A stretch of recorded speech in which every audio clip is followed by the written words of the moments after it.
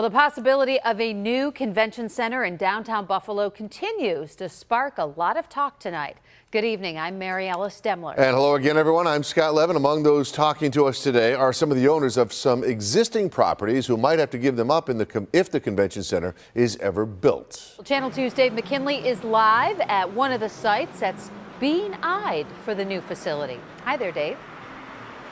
Well, one of the sites under consideration near KeyBank Center currently serves as just a bunch of parking lots right now, but the other involves most of this block behind me between Delaware and Franklin, preferred by the study's authors because it's located near so many existing attractions like restaurants and hotels. And it also, though, involves several buildings and several property owners, some of whom we spoke to today.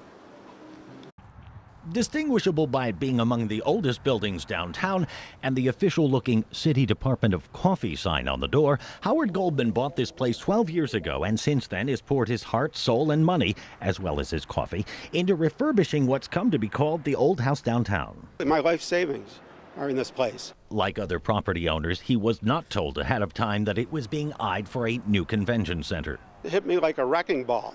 And to him, the thought of that fate befalling this structure built in 1865 is disheartening. Among the other parcels on this block that might have to give way, the 8-story Crosby building, which, along with 2 others here, is owned by Ellicott Development. That's Carl Palladino's company. I mean, if I was a greedy landlord, I'd sit here, yeah, come in, buy it, you know. But Palladino is opposed. Dave, put aside the fact that we own property there.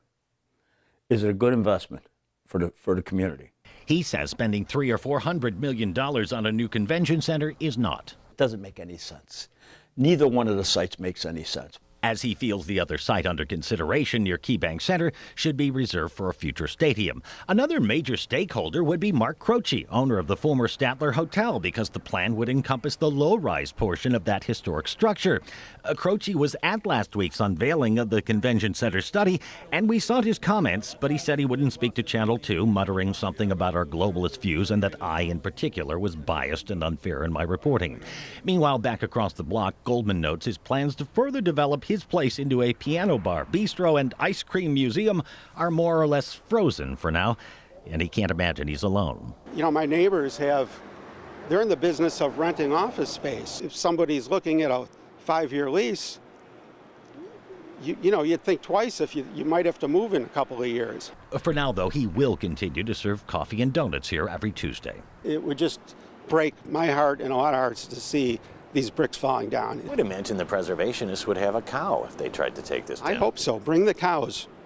Bring them down. Bring them down for a donut on Tuesday.